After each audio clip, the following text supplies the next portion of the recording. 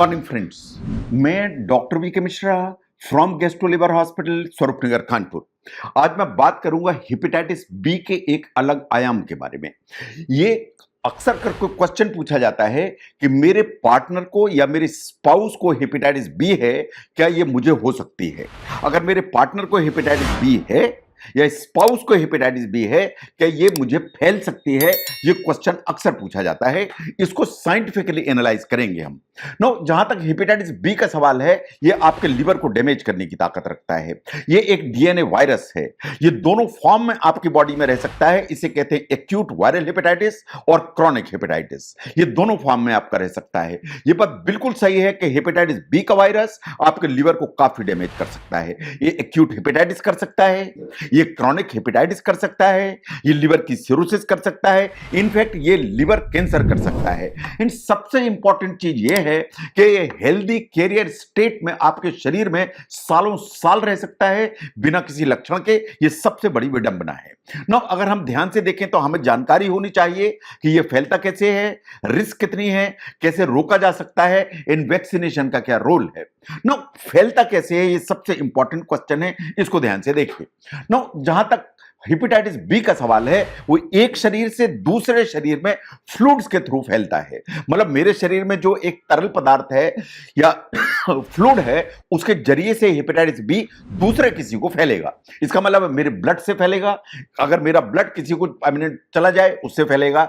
Vaginal secretion से फैलेगा, in the sense कि अगर फीमेल को कहीं किसी को हेपेटाइटिस बी है तो उसके जो वेजाइनल सिक्रीशन है उसमें हेपेटाइटिस बी होगा, तो सेक्सुअल कॉन्टैक्ट या सेक्सुअल इंटरकोर्स से मेल को फैल जाएगा। सीमेन के थ्रू भी फैलता है, तो अगर किसी मेल को है तो सीमेन के थ्रू फीमेल को पहुंचने की संभावना है। तो तीन तरीके हैं जिससे ये फैलता है। इसका मतलब यह है कि ब्लड ट्रांसफ्यूजन किया जाए तो फैलेगा, कोई आप इंट्रामस्कुलर इंट्रावीनस फ्लूइड लगाएं उससे फैलेगा, इंट्रावीनस फ्लूइड के अलावा इंट्रावीनस इंजेक्शन उनके चलते फैलता है, और किसी भी ऑपरेशन से जिसमें हेपेटाइटिस बी पहले से टेस्ट नहीं किया गया उसके जरिए से फैलने का डर रहता है। नो, अगर मोस्ट कॉमन स्प्रेड होने के तरीकों की बात करें तो वो जो लोग जो शेयर करते हैं नीडल एंड सिरिंजेस, पर्टिकुलरली जो ड्रग्स यूज करते हैं, उनके चलते फैलता है। जो सेक्सुअल कॉन्टैक्ट है विद पर्सन जिसे हेपेटाइटिस बी का इंफेक्शन है, उसके चलते फैलता है।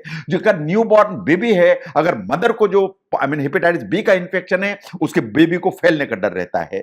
जो डायरेक्ट कांटेक्ट है विद द ओपन कट्स और सोर, कि जैसे मुझे हेपेटाइटिस बी है और मुझे कट है, आप इसके संपर्क में आते हैं, इससे आपको फैलने का डर रहता है। और जो हेल्थ केयर वर्कर्स हैं, जो हॉस्पिटल में काम करते हैं पेशेंट का, उनको अगर नीडल इंजरी होती है उससे फैलने का डर रहता है। इसके अलावा जो हाउस होल्ड में अगर आप टूथब्रश को शेयर करते हैं, रेजर को शेयर करते हैं, इनसे इसके फैलने का हमेशा डर रहता है। जहां तक हेपेटाइटिस बी का सवाल है, यह हमारी बॉडी के बाहर 7 दिन या इससे ज्यादा रह सकता है। इन द सेंस कि मुझे यहां पे कट लगा, कट के चलते यहां पे एक बूंद गिरा, खून गिरा, उस खून में ये जो वायरस है 7 दिन या इससे ज्यादा रह सकता है। अगर हम सीडीसी की बात करें तो सीडीसी क्या कहती है, जो हेपेटाइटिस बी का ट्रांसमिशन है ब्रेस्ट के थ्रू बेबी को जाता है कि नहीं, it's not very common, it's very very uncommon, unless जो मदर है उसका जो निपल है उसमें क्रैक्स हो और उसमें ब्लीडिंग हो रही हो। That is the only way out जिससे मदर को ट्रांसमिट हो सकता है थ्रू ब्रेस्ट मिल्क, अदरवाइज ये नहीं होता है।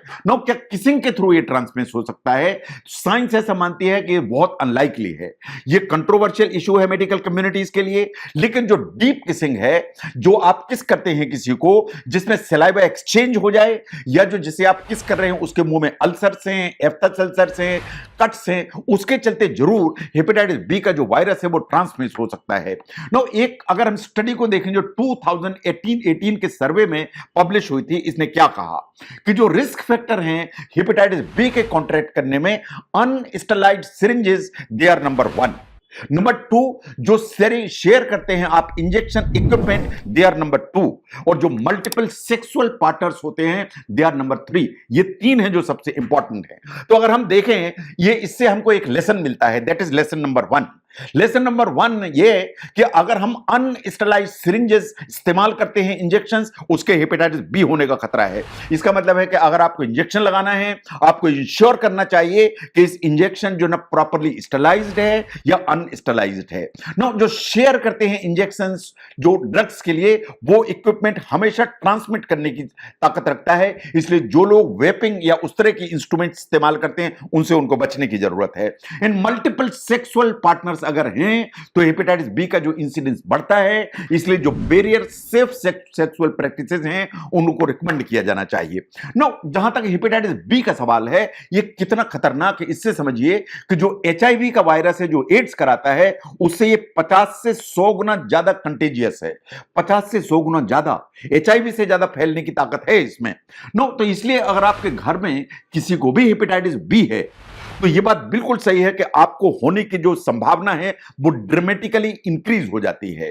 अगर आपके स्पाउस को, आपके इंटीमेट पार्टनर को, या घर में कोई भी जिसके साथ में आप रहते हैं उसको हेपेटाइटिस बी है, तो ये बात बिल्कुल सही है कि आपको फैलने की संभावना बहुत ज्यादा है। इसलिए आपको अपने आप को टेस्ट कराना चाहिए, एंड इफ नीडेड तो आपको वैक्सीन लगवाना ही चाहिए।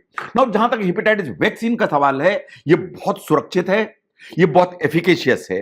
साइंटिफिकली इसकी जो एफिकेसी है वो 98 to 100% है। और इसके अलावा जब आपके घर में किसी को हेपेटाइटिस बी है या आपके पार्टनर को हेपेटाइटिस बी है, तो आपके घर में जितना भी वेस्ट है उसका प्रॉपर डिस्पोजल चाहिए। जो शेयर करते हैं चीजें, जो रेजर हैं, टूथब्रशेस हैं, उनको एकदम बंद करने की जरूरत है। जो आप शेयर करते हैं needle, syringes, medical equipment, blood sugar करने, टेस्ट करने के इक्विपमेंट, एकदम बंद करने की जरूरत है। जब तक आपको वैक्सीन नहीं लगा हुआ है, आपको कंडोम्स यूज करना चाहिए। एक बेरियर सेफ जो प्रैक्टिसेस उसमें इंडल्ज होने की जरूरत है। एंड स्टैंडर्ड जो हेल्थ केयर फैसिलिटीज हैं उनको बिल्कुल वॉच करिए, एंड अपने डॉक्टर से बात करिए। अगर हम ध्यान से देखें तो यहां हमको मिलता है लेसन नंबर 2। लेसन नंबर 2 ये कहता है कि हेपेटाइटिस बी का जो वायरस है एचआईवी या एड्स के वायरस से 50 से 100 गुना ज्यादा ट्रांसमिटेबल है, और ये बाहर जो सरफेस है इसमें 7 दिन तक परसिस्ट करता है। तो इसलिए अगर किसी को भी घर में आपके हेपेटाइटिस बी है तो आपको बहुत केयरफुली होने की जरूरत है, आपको अपना टेस्ट कराने की जरूरत है, एंड आपको अपना हेपेटाइटिस बी का वैक्सीन कराने की जरूरत है जो बहुत सेफ है। तो जो हेपेटाइटिस बी का वायरस है, अगर आपके घर में किसी को है ये इन्फेक्शन, चाहे आपके इंटीमेट पार्टनर को है, चाहे किसी में घर में है, तो आपको वास्तव में अपना चेकअप करा के एक वैक्सीन लगाने की जरूरत है। तो क्या आपके पार्टनर से आपको हेपेटाइटिस बी ट्रांसमिट हो सकता है, उसको पार्शियली समझने में यह वीडियो हेल्प करता है, तो जरूर शेयर करें।